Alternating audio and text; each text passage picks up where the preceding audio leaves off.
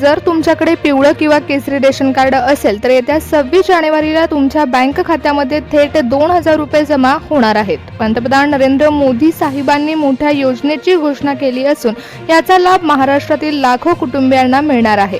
हा पैसा नेमका कशासाठी मिळणार आहे, कोणाला मिळणार आहे आणि तुमच्या खात्यामध्ये हे पैसे जमा होण्यासाठी तुम्हाला कोणतं महत्त्वाचं काम करावं लागणार आहे। पंतप्रधान नरेंद्र मोदी साहेब यांनी काल पार पडलेल्या बैठकीमध्ये मोठी घोषणा केली असून पिवळं व केसरी रेशन कार्ड धारकांसाठी ही योजना चालू करत असल्याचं सांगितलंय। या योजनेअंतर्गत 26 जानेवारी म्हणजेच प्रजासत्ताक दिनाच्या दिवशी तुमच्या बँक खात्यामध्ये 2,000 रुपयाची रक्कम ही जमा केली जाणार आहे। परंतु हे पैसे तुमच्या बँक खात्यामध्ये जमा होत असताना तुमच्याकडे पिवळं व केसरी रेशन कार्ड असणं अनिवार्य आहे। जर तुमच्याकडे पांढरं रेशन कार्ड असेल तर तुम्हाला या योजनेचा लाभ मिळणार नाही। नागरिकांनो, गेल्या काही दिवसापासून महागाई गगनाला भिडल्याची पाहता केंद्र सरकारने आगामी प्रजासत्ताक दिनाचं औचित्य साधून रेशन कार्ड धारकांसाठी विशेष असं आर्थिक मदतीचा हात पुढे केला आहे। अन्नदाता सुखी भव या योजनेअंतर्गत सरकारने स्पष्ट केलं आहे की ज्या कुटुंबांचं उत्पन्न मर्यादित आहे आणि जे पिवळं व केसरी रेशन कार्डच्या माध्यमातून धान्य घेतात त्यांना आता रोख रक्कम दिली जाणार आहे। नागरिकांनो, जर तुमच्याकडे पिवळं व केसरी रेशन कार्ड असेल तर लक्षपूर्वक पहा की पंतप्रधान नरेंद्र मोदी साहेबांनी केलेल्या घोषणेमध्ये कोणते नागरिक पात्र ठरणार आहेत आणि ही रक्कम तुमच्या बँक खात्यामध्ये मिळवण्यासाठी तुम्हाला कोणतं महत्त्वाचं काम करावं लागणार आहे। तर यामध्ये सर्वात महत्त्वाची गोष्ट अशी आहे की जर तुमचं उत्पन्न सरकारने नमूद केलेल्या अटीमध्ये बसत असेल तरच तुम्हाला या योजनेचा लाभ मिळणार आहे। तर आपण पाहणारच आहोत की मोदी साहेबांनी किती उत्पन्न सांगितले, कोणत्या अटी लावलेल्या आहेत। 2,000 रुपये मिळवण्यासाठी तुम्हाला कोणतं छोटंसं काम करावं लागणार आहे हे पहा। नागरिकांनो, ही अत्यंत सोपी गोष्ट आहे आणि याचा लाभ घेण्यासाठी तुम्हाला फक्त 2 मिनिटाचं काम करावं लागणार आहे। जर तुम्हाला 2,000 रुपये हवे असतील तर लक्षपूर्वक पहा की नरेंद्र मोदी साहेबांनी कोणती घोषणा केली आहे। नागरिकांनो, यामध्ये सर्वात महत्त्वाची गोष्ट अशी आहे की जे पिवळं व केसरी रेशन कार्ड वापरतात ते कमी उत्पन्न असलेले नागरिकच असतात, परंतु ज्यांचं उत्पन्न जास्त असतं त्यांच्याकडे पांढरं रेशन कार्ड असतं। परंतु पिवळं व केसरी रेशन कार्ड धारकांची देखील एक वर्गवारी आता सरकार करणार आहे। यामध्ये सामान्य नागरिक आणि गोरगरीब नागरिक अशा 2 विभागण्या सरकार करणार आहे। जे नागरिक सरकारने लावलेल्या अटींमध्ये बसत असतील त्यांचं यादीमध्ये नाव समाविष्ट करण्यात येईल। त्यानंतर त्याच नागरिकांना 2,000 रुपयाची रक्कम ही मिळवता येणार आहे। त्यामुळे सर्वात आधी आपण जाणून घेणार आहोत की कोणत्या पात्रता आणि अटी लावण्यात आलेल्या आहेत आणि त्यानंतरच आपण या योजनेचा लाभ कसा घ्यायचा हे देखील पाहणार आहोत। सरकारने ही योजना राबवली आहे ती अन्नदाता सुखी भव असं नावाने राबवण्यात आली आहे। त्यामुळे तुम्हाला पिवळं व केसरी रेशन कार्डवरती जसं दर महिन्याला गहू आणि तांदूळ दिलं जातं, अगदी त्याचप्रमाणे अन्नदाता सुखी भव योजनेअंतर्गत तुमच्या खात्यामध्ये दर महिन्याला 2,000 रुपये जमा केले जाणार आहेत। 2,000 रुपयाची रक्कम तुमच्या बँक खात्यामध्ये जमा होत असताना डायरेक्ट बेनिफिट ट्रान्सफरच्या माध्यमातून जमा होणार आहे। म्हणजेच तुमच्या बँक खात्यामध्ये जसे सरकारी योजनांचे पैसे जमा होतात अगदी त्याचप्रमाणे हे पैसे जमा होतील। त्यामुळे नागरिकांनो, तुम्ही जर या योजनेचा लाभ घेणार असाल तर तुमचं रेशन कार्ड तुमच्या आधार कार्डशी लिंक असणं अत्यंत महत्त्वाचं आहे। तुम्ही या अगोदर देखील पिवळं व केसरी रेशन कार्ड वरून गहू आणि तांदूळचा लाभ घेत असाल तर तुमचं रेशन कार्ड तुमच्या आधार कार्डशी लिंक असेलच, परंतु आता जे पैसे तुमच्या खात्यामध्ये जमा होणार आहेत ते तुम्हाला रेशन दुकानामध्ये मिळणार नाही, तर ते पैसे तुमच्या बँक खात्यामध्ये जमा होणार आहेत। मग हे पैसे डायरेक्ट तुमच्या बँक खात्यामध्ये जमा होत असताना तुमचं बँक खातं हे तुमच्या आधार कार्डशी लिंक असणं महत्त्वाचं आहे। कारण जेव्हा 2,000 रुपये तुमच्या बँक खात्यामध्ये जमा होणार आहेत तेव्हा तुमच्या मोबाईलवरती अन्नदाता सुखी भव या योजनेअंतर्गत पैसे जमा झाल्याचा मेसेज येणार आहे। त्यामुळे नागरिकांनो, जर तुम्हाला योजनेचा लाभ घ्यायचा असेल तर सर्वात पहिल्यांदा तुमचं बँक खातं लिंक असणं महत्त्वाचं आहे। आणि जर तुम्ही नमो शेतकरी योजना किंवा PM किसान योजना अथवा लाडकी बहीण योजनेचा लाभ घेत असाल तर तुमच्या बँक खात्यामध्ये या योजनेचे पैसे जमा होण्यामध्ये कोणतीही तांत्रिक अडचण निर्माण होणार नाही। त्यामुळे नागरिकांनो, जर तुमच्याकडे पिवळं व केसरी रेशन कार्ड असेल तर लक्षपूर्वक पहा की कोणते नागरिक यासाठी पात्र ठरणार आहेत आणि हे पैसे तुमच्या बँक खात्यामध्ये जमा होण्यासाठी कोणतं महत्त्वाचं काम तुम्हाला करावं लागणार आहे। अन्नदाता सुखी भव या योजनेचा लाभ घेण्यासाठी सर्वात महत्त्वाची अट ही आहे की तुमच्याकडे पिवळं व केसरी रेशन कार्ड असायला हवं। कारण सर्वात पहिल्यांदा जेव्हा मोदी साहेबांनी घोषणा केली तेव्हा पिवळं व केसरी रेशन कार्ड धारकांसाठीच ही योजना चालू करत असल्याचं सांगण्यात आले।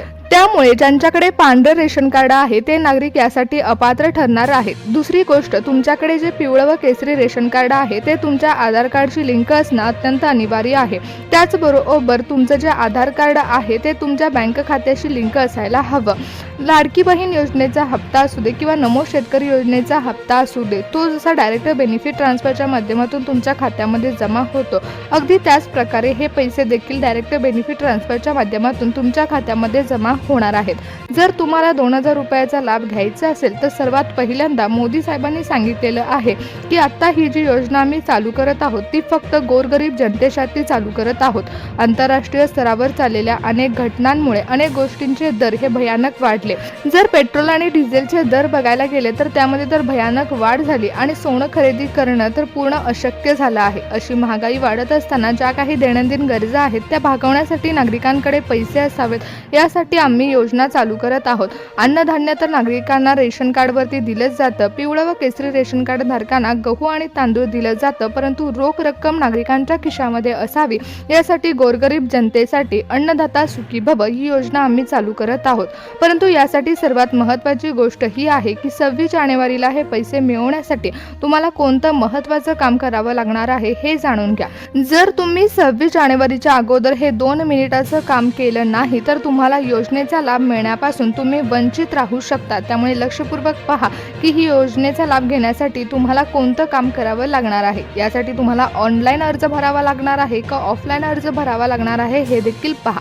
तर सर्वात पहिल्यांदा नागरिकांनो, तुमच्याकडे आवश्यक कागदपत्र आहे का हे एकदा चेक करा। म्हणजेच तुम्हाला जर 2000 रुपयाचा लाभ घ्यायचा असेल तर तुमच्याकडे खालील कागदपत्र असणं महत्त्वाची आहेत। यामध्ये सर्वात महत्त्वाची अशी 5 कागदपत्र असणार आहेत, जे म्हणजे सर्वात महत्त्वाचं आहे ते पिवळं व केसरी रेशन कार्ड हे मूळ कागदपत्र असणार आहे। त्यानंतर तुमच्या कुटुंबातील सर्व सदस्यांचा आधार कार्ड।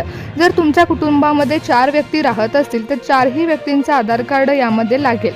योजनेचा लाभ तरच तुम्हाला घेता येणार आहे। त्याचबरोबर बँक पासबुक, म्हणजेच तुमच्या कोणत्या खात्यामध्ये हे पैसे जमा व्हावेत असं तुम्हाला वाटत असेल त्या बँक खात्याचा पासबुक।